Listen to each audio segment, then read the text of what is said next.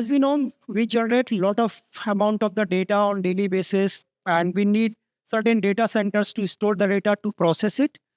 And in the data center industry, definitely it's evolving a lot in India, and we need certain services to process or the provide the certain facility to the business or the technology what we are evolving for. Uh, Colocation definitely it's take a lot of it's play pivotal role to make sure the service is always stable and we have the reliable and secure services whatever the business we are building around it. So just to take it further, we have uh, industry experts, a group of industry expert. He has a very long or great experience in the data center industry and the telecom, right? People, and we would like to explore their insights, their views on whatever we have, we whatever we are going to talk about it. So I'll let me quickly introduce our dearest panels here. So I would like to introduce Mr. Kamlesh first. All right. He's VP and Head of Engineering, Head of Design and Development, DC Project, CapitaLand India. He has close to 29 years of experience in this industry, and he's a marathon runner. And he's always passionate about tracking. If you need certain guidance, you reach him out. Next panelist, we have Mr. Prashant Goyal, Head of Data Center Practices India, CBRE, close to 24 years of experience in the data center and cloud business management. And about the expertise, he's not only doing the job, he's always passionate about to value-added services and to give the superior outcome to the customer. The next panelist, we have Mr. Ravi, Director AI and Cloud, PI Data Center. He has close to 20 years of experience and is passionate about tracking. And his leisure time, he would like to travel around the world. The next one, we have Mr. Lalit Chowdhury, CTIO, Lightstorm Telecom. So around 35 years of experience. He is passionate about the system designing.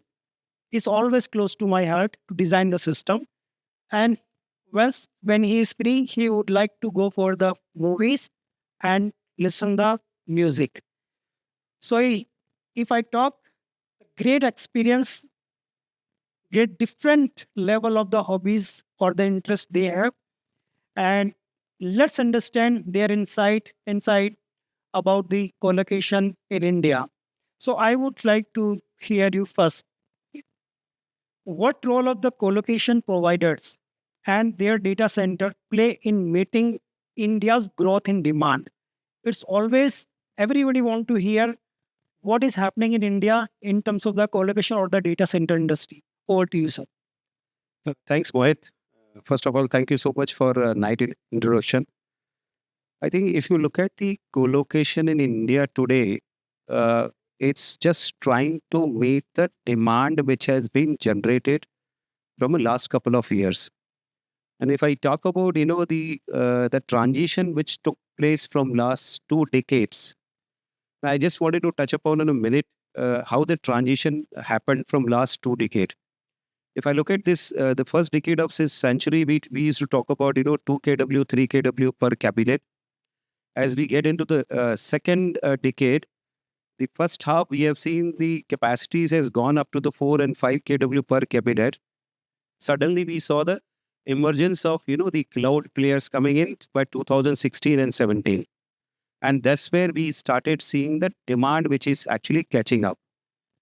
And why I'm saying so, if you just go back before 2017, the capacities were just, in fact, up to 2017, the capacity was 380 megawatts. And by 2022, it has reached to 800 megawatt. And as we speak today, it has touched about 1.2 gigawatt. And next year, it's going to touch 1.6 gigawatt. So I think there has been a demand which has been projected not by the cloud players. No. It's also the other aspects of, the demand which has been created with emerging technologies like, of course, we will talk little later for the AI, edge computing. But on the same time, I mean, everybody is, aware about, we have seen this video streaming, the video conferencing, the bandwidth intensive requirement. These are something, which we have seen, catering a demand for a today's requirement. But if I look at from other side of it, I mean, just before pandemic, we have seen the smartphone users were roughly about, 500 million. And as we speak today, these are touch more than 700 million users. And the data has also grew 60 times of consumption for every person in last couple of years. So I think demand has been seen from the last couple of years. And the next demand, what you will going to witness, I mean, I think everybody's talked about artificial intelligence, machine learning, and these are further going to create a mind-boggling numbers. I will share these numbers in some part of time in the next one or questions which will be arising. These will be really a mind-boggling numbers which are going to create by AI and ML. And apart from that, obviously, the new emerging technologies like edge computing, IoT, deep learning, they will also take some capacities of the demand. Right, right. You mentioned a very good point, right? In the last 2 decades, right, we see the 60% of the data is growing, right, across the globe, right? So I would love to learn from you, Mr. Prashant, right? Since you are passionate about the system designing, right, and how do you see to add the value-added services to the customer or to build the right infrastructure, right? What is your take on that? Hey, first of all, on the data center market, I would like to thank W.Media for getting at least data centers in the limelight. Otherwise, data centers have been existing for more than decades, right? That's one part. I mean, people of my era who used, dial-up internet connections to access Yahoo.com or even Yahoo and MSN messengers, including the Yahoo chat, right? You all know that data centers existed even back, right? So it's not a new term that has coined only in last 5-6 years, right? It's been existing for more than 2-3 decades, right? Data centers are definitely poised to play a pivotal role in meeting India's demand for consumption of digital services. That's one. Second is the data center drives colocation data centers or data centers drives several activities, right, from your mobile banking, social media updates, to even enabling some high-tech AI deployments, including your immense gaming experiences, right? And then the proof of the pudding that how data centers are going to serve this whole thing is, you look at during the COVID lockdown times, the government of India, took a very bold initiative, by calling the co-location of the third-party data center services classified under essential services. So it is not only catering to the growth of India, but also looking at complying to basically uninterrupted use of the digital service. Right? You look at digital India is not just a slogan, right? You see government walking the talk where you look at initiatives like UPI or Aadhaar or even GST. They all are operating out of co-location centers, right? They are not in-house data centers. That's one. Second is you look at the regulators across various industry verticals. They have set guidelines, matrix to ensure that there is no interruption in the digital services for the end consumer, right? And then their members or their own segment clients, they assess the whole co-location facilities from that angle. And now with the rapid deployment of cloud-based solutions and and uh, and your AI deployments, right? You're going to see a massive generation of data, right, which is required to be stored and processed either within India, right? But the data centers are the only facilities that are going to store and process this massive amount of data. So just a thought for everyone. Right, right, right. So I would say it's quite very insightful points you have touched, right? Since we are talking about the AI and IoT right here, right? So I would come back to you, Mr. Kamlesh, right? So just wanted to understand how do you see all are the emerging technologies, right? Either it is AI, IoT, And in terms of the edge computing, right? How do you see the, whatever the demand is coming, right? How are we ready for the same? Thanks, Mohit. Uh, as we speak, 2024, we stand today on the brink of technological revolution. And these emerging technologies are not only reshaping the landscape of data center, also, it is making, creating a space for the data storage and its management also. But they are also imposing unique blend of challenges and opportunities, right? We have seen the emergence of, open AI like Chat GPT, and everybody is, triggered with the excitement. And in fact, this has gained, millions of users in a very short period of time. On the other hand, if I look at edge data centers are also getting momentum because of the fact that 5G has already rolled out. Now, this 5G is what? Which is helping you to give a speed which is, more than 10 to 100 times of 4G, what we have witnessed, because eventually core is actually going to sit near to the user. So that will also help for a low latency. Right. But the fact is, today's current network architecture is not enough to support to provide this low latency.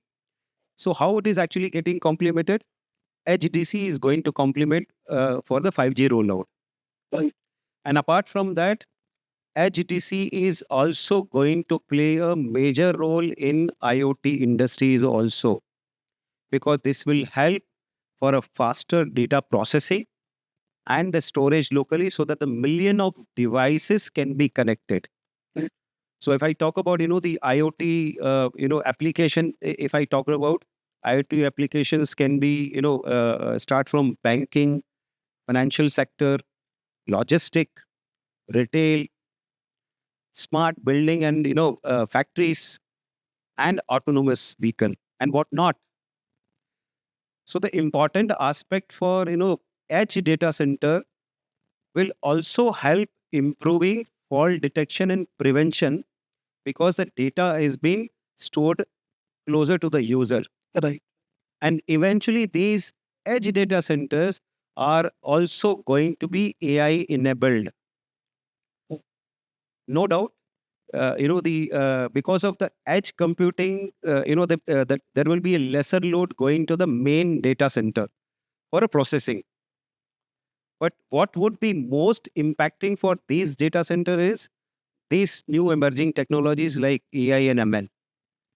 So I said in the beginning that I'm going to, give you some data points which are really mind-boggling numbers. Last year, NVIDIA has sold approximately 100,000 units of GPUs for an AI platform. And these are expected to touch by 1,500,000 AI platforms in the form of GPUs by 2027. So if I convert these numbers, and maybe one more number, NVIDIA has sold these, GPUs of about 48 billion. If I convert 150 million of, GPUs, that translates into 1 megawatt of capacity, ideal. But when you convert this, the 48 billion of, GPUs which has been, delivered last year, it converts into 1 gigawatt of energy requirement, which is being delivered. But on the contrary, if you look at the 1,500,000 numbers, when I'm saying, this translates into 15 gigawatt of IT load by 2027, which are driven by AI and ML platforms. These are really mind-boggling numbers. And why I'm saying so? Because this 15 gigawatt is today's more than half of capacity of global data center energy. So, of course, these numbers are very crazy. Yeah. Last year, a couple of days ago, I was actually going through one of the data center podcast where I was listening one gentleman called Mr. Jonathan Shieldcroft. He is a senior vice president in capital markets based out in the US. He said, next 6 years, the capacities are going to touch roughly about 60 gigawatt in next 6 years. That's across world. Exactly. So imagine that it will come with own challenges and of course opportunities for a co-location data centers. So and what is important for us as a colo service provider, because speed to the market has become an important and very critical for any hyperscaler and eventually for our customers also. So I think numbers are really mind-boggling.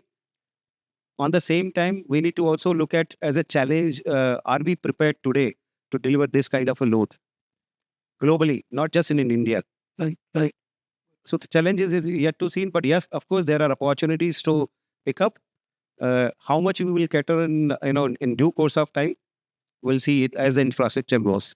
Yeah. Thank you so much for highlighting this. So a lot of issues you mentioned here, whatever the challenges we have been facing here, right?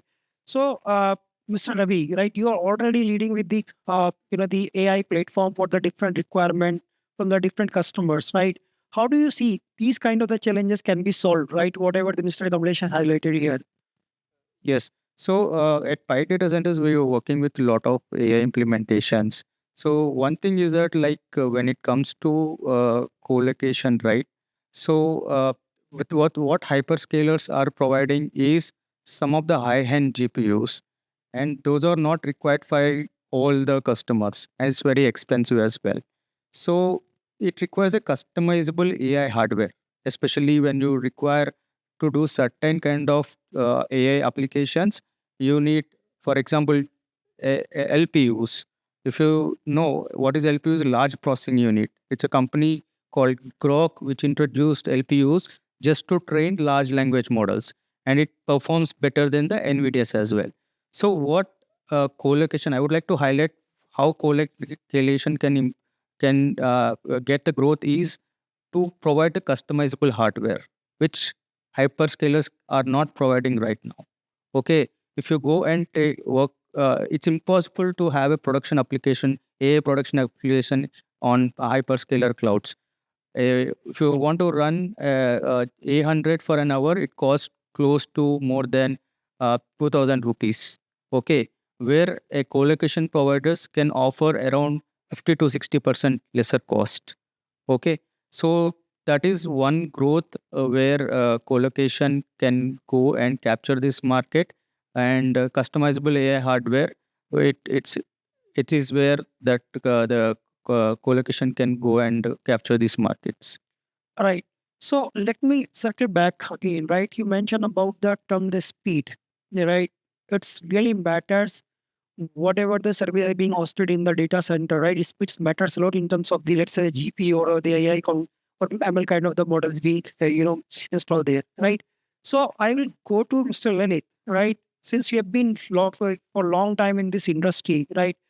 If you put, help us to understand how the data center organization are ready to enhance the meet the need of the modern applications, right, to grow the business faster. Yeah, thank you. Thank you for having me here. Uh, you listen to Ravi, you listen to Kamlesh, you listen to everyone here. Everyone has very precise information about, how much is the power that is required in a data center, how much is the power required in a server. So the number of metrics that you have for data center industry is very accurately available. But one of the not so well-known factors that around 20% of your cost goes in connecting these data centers. So the connectivity, even within the data centers and connecting one data center to another data center, the companies have to spend around 20% of their budget to do just this connectivity. And if you have to go and, when we started in 2020, when we launched our first service, there was zero information available in the market that if there was one rack in a data center, what would be the capacity that would be required to connect that. Okay. We didn't have that info. So we just took a stab at it, and we spoke with one of the consultant. He said, okay, you would be roughly around 150 Mbps per rack, some number out of the hat. And we said, okay, fine. And how many racks are there? He said, 150,000 racks. That gives you around 22 terabyte. We said we will set up a network which will connect all the data centers in India, where people, if they walked up into our office, we will give them connectivity on day one. So what is the capacity? So I said, okay, we'll capture around 25% of the market. We said we will build a network on day one with 7 terabyte of capacity to connect 35 data centers in India. Today, we have connected around 70 data centers. And guess what is the number that we have? We have 70 terabyte capacity on this. We were so wrong on how much of the bandwidth that is required out of one rack. Today, our estimate is that number is around 1 gig per rack, and it's going to be around 10 gig very shortly. So it's going to go 10. So guess what's going to happen to the connectivity business? Okay, it's just going to go. I was thinking that after building a 7 terabyte network, I can retire.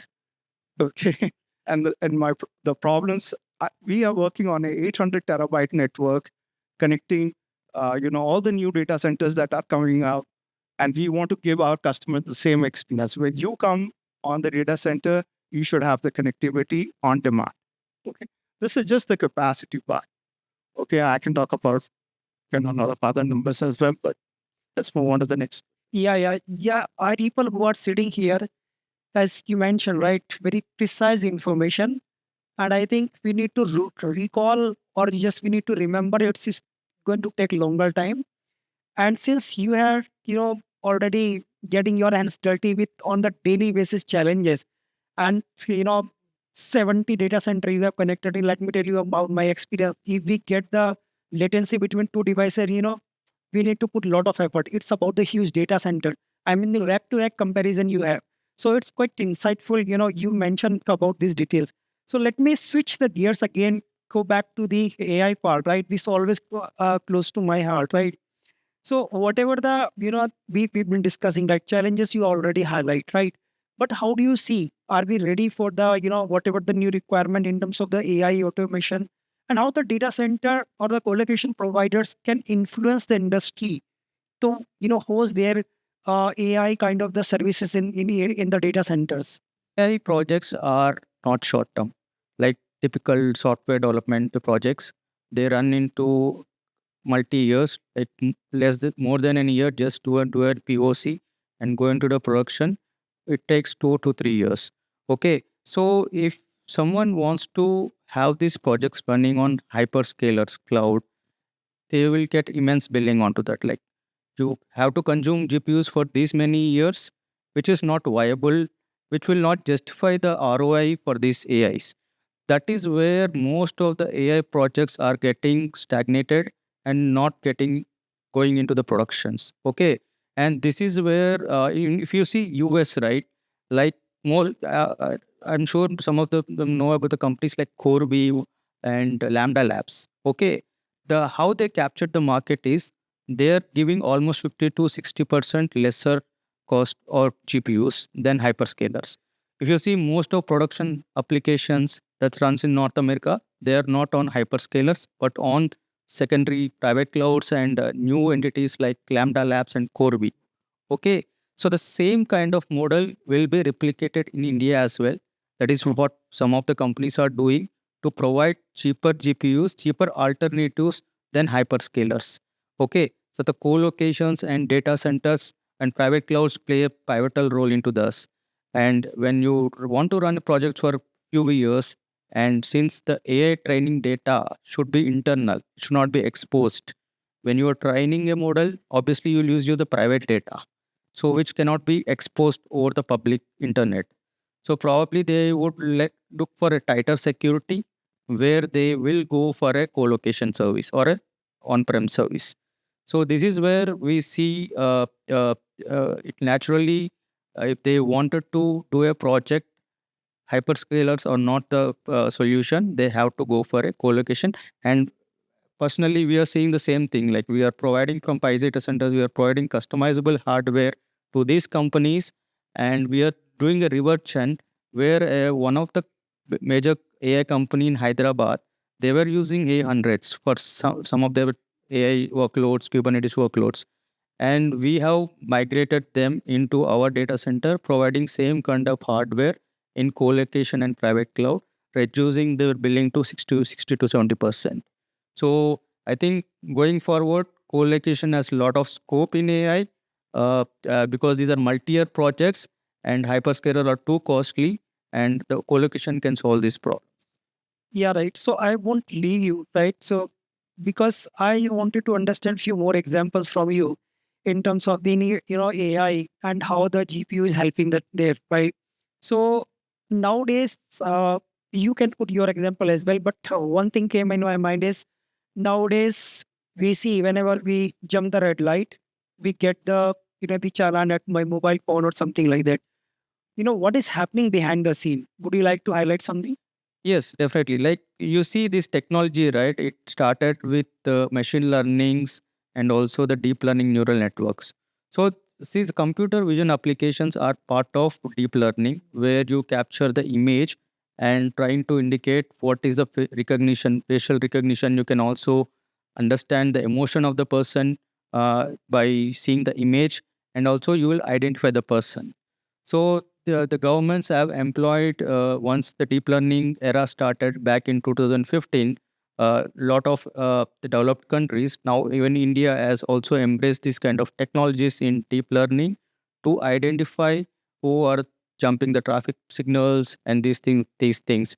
And this is the advent of both in terms of technology, deep learning, and also the network capabilities as well.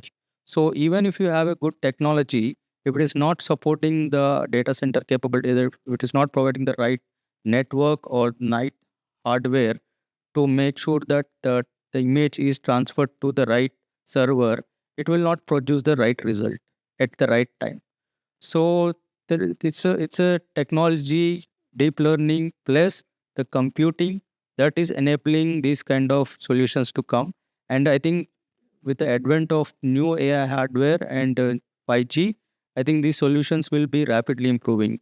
As you know that you may not get a challan on the right same day. It will take one day to process and come, right? Right. So with the new technology, new AI processing power, I think this is gonna solve, like once you cross the signal, I think that the next moment you may get an SMS or an alert. So that's how it goes. So don't say you are scaring the people, right? Yeah, I mean that's what, like the technology is evolving a lot, and Yeah, yeah. You would like to add? Yeah, sure. Sorry, I'm putting one more my aspect. See, from a AI perspective, we heard that there are people being talked about two aspect of it. Obviously, when the data is actually AI enabled, like he said, when you jump the signal, probably you will get the information next day. But on the other side of on the flip side of it, and he also touched upon the emotions, emotions of the individuals, and how these numbers are actually going crazily in terms of AI enabled data center, which I wanted to touch upon from a capacity point of view. Yeah. Yes, you have emotions which are captured with the AI algorithm. So accordingly, it will give the output also. But what happened is, if you see the from generation to generation, emotion changes, habit changes, and the relevance of data also changes. So you will see that the data which has been already stored, for which the algorithm is working, where is giving the output, it will further going to add data in next couple of years. It's not going to one time work from a AI perspective, because it has to be continually improved for the AI enabled applications. That's how I want to. Okay. Yeah, great. I think you are taking this panel definitely. This is not only the AI specific panel discussion, right? But let me come back to the our collocation topic, right? So nowadays, I would say a lot of cloud providers are available in the market, right? The rise of the cloud is definitely we see in the last at least 5 to 10 years, right? Everybody always look for the you know it the readily available solution, right? So Shant, I would like to hear from you how the data center providers when they see about their uh, investment and the priorities accordingly so that something can be built up around it. And then if I say being a customer, right, what are the choice will be available, right? We should adopt always the cloud, or the cloud collaboration is also the another option. Let me talk about the investments part first. Though obviously we will not be able to cover, the everything under the investment priorities, but let me pick maybe 3 or 4 top priorities according to me. Right, one is, with the dynamic nature of technology advancements, and your IT systems are becoming more power guzzlers. I think there is definitely one investment area around energy efficiency to bring into the data center. The second is sustainability, right? Sustainability, back in the years used to be a check in the box for most corporates, including possibly operators as well, but that's no longer the case. Sustainability is taken a lot more seriously at the country level, at the company's level, at the client level also. So there are investments around that. Second, I'll take from the gentleman around the connectivity, which is, investments in the interconnectivity. Basically, connecting your digital services partners, cloud service providers, app service providers, software as a service, to ensure that you're providing a seamless connection outside, out of your co-location center. Third would be around innovation and R&D. R&D to stay ahead of the technological, trends as well as, changes. And innovation, what it will bring is it will allow you to offer better services to your end customers. Yeah. And last but not the least, the infrastructure resilience, which is continue investments in ensuring the reliability and uptime and availability of the data center, so that you can pull in more and more customers, right, to the co-location centers. So that was one part. You talked about the cloud part as well.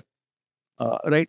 It's not about co-location service providers adapting to cloud. I think there's a slight misconception, and I get this question asked a lot of time.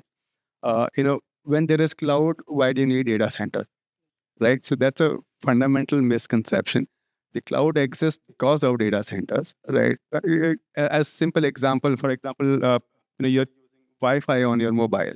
There is a wireless device here. There is at least a wire going into that wireless device, and hence you are able to use. So similar example for cloud, you are able to use cloud services because they are co-located and connected somewhere. I give you an example of our own organization. Globally we have more than 120,000 employees, right? In 20 different SaaS applications for various use, whether it is for market mapping or HRMS or accounts or finance.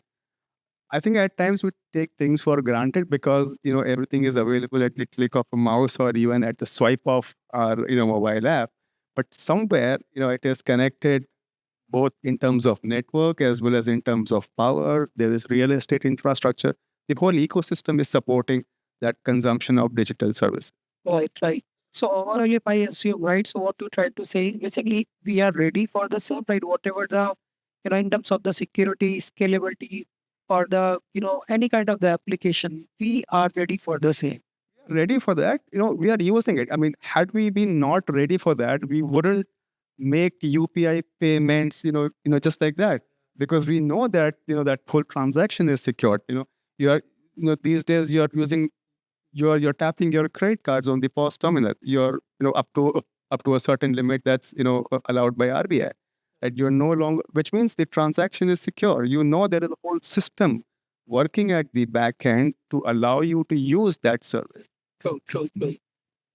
So cool. Yeah, I think it's the time for the audience. If you have any questions, so definitely we can take. So we are having on the annual projects that are under execution, projects that have been just completed, and projects that are on the drawing board, amounting to about 1 gigawatt in India, right? All of these all of these, with exception that maybe 5% is dedicated to potentially liquid cooling, all of these are conventional air cooling applications. Now, if you see a DC building, it will last you 40, 50 years. The MEP infrastructure may be 15 years, but the server will get obsolete in 5 years. And the colo tenants, the contract agreements are typically 4 or 5 years. So 4 or 5 years later, when their servers become obsolete, many of these guys will want to move towards liquid. Okay. And as you know, the heat dissipation will be at least threefold. So let's say you've got a 6-level DC, one level is going to be converted into liquid. So what happens to this DC? When such a thing happens, you know, there is a potential that these companies who are hosting their servers there could look for another place. So what is it that, I mean, as a, you know, DC, you know, planner or whatever, what we can do to future proof? Okay, considering there are technologies available, but haven't seen much of that coming up for discussion. I thought I'd request you for your views. Yeah. So maybe this is more related to a bit of technical in the engineering side. Maybe if you want, I can address this question. See, the today data center which are built, these are definitely a future proof. There are many specifications which we consider as we are building this data center. And specific to the your questions, how is actually going to impact the current setup which would probably making the data center live today, even if when the implementation of the liquid cooling, these specific to the cooling side of it, these are not going to go away. Even if there is a liquid cooling is implemented, it is not 100% liquid cooling for a hardware. It will be a combination of liquid cooling and some portion of it air cooling. So largely it stands roughly about 70 and 30. 70% would be the liquid cooling as we move forward, and 30% of the air cooling also. Now coming back to the cooling side of it, eventually my cooling system, which is chillers, are going to remain there as it is. Reason being, you would be having a CDUs placed in place of fan wall unit or a PAHU, because ultimately these CDUs are going to act as a heat exchanger for you. What is changing is temperature dynamics. I think if you go back, 5 years ago, we used to design temperature for 22, 23 plus minus 1 degree. Today, this temperature has touched about 27 and 28 degree. But again, it's going to, the same infrastructure has been used because of the fact that liquid cooling is actually, it's coming recently, but today we are running with, the fan wall units, which is purely, the air cooled system. But these infrastructure is going to remain for a longer duration. Sir, myself, Indra Kumar from ABB. My question is, Kamlesh, sir, for you only. Going forward, in the huge requirement of powers coming in the future for a data center to be, how we are looking about having a power inside generation, like I'll say, solar power plant, most of the people are planning. Apart from that, any plans for SMS, small modular reactor technology, having place inside generation? Is there any plan that or anything? Can you put some light on that? So my is like, is trying to relate with the sustainability. So I think beyond that. Yeah, so I think very important question. I can give you, one my conversation which has happened with the one the energy company. They are based out in US, but they do have the operation in India. I'm talking about the GIS substation. His MD was in office with us because we have our substation placed from GE.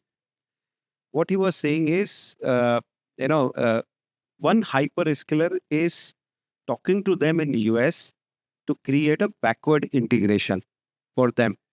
For what facility? 1.5 gigawatt facility. So when you say backward integration, they are asking to create an infrastructure for creating a transmission line and the generation plant.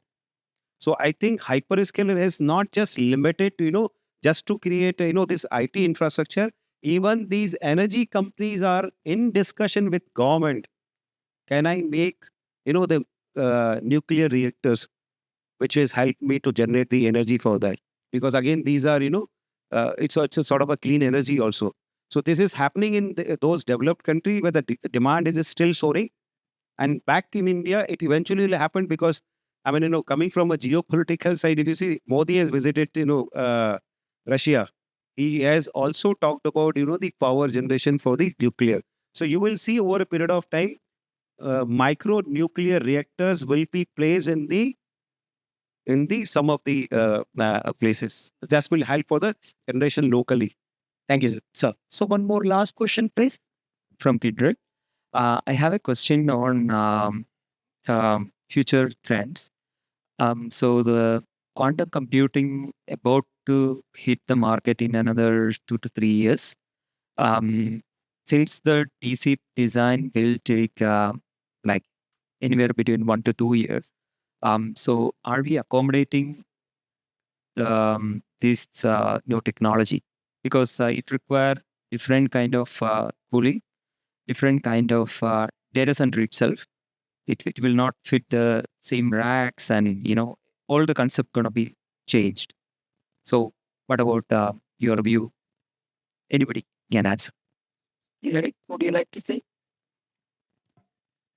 Yeah, sure. I think the quantum computing, if you see, right, like there are some companies in US, they already started and building customizable hardware as well.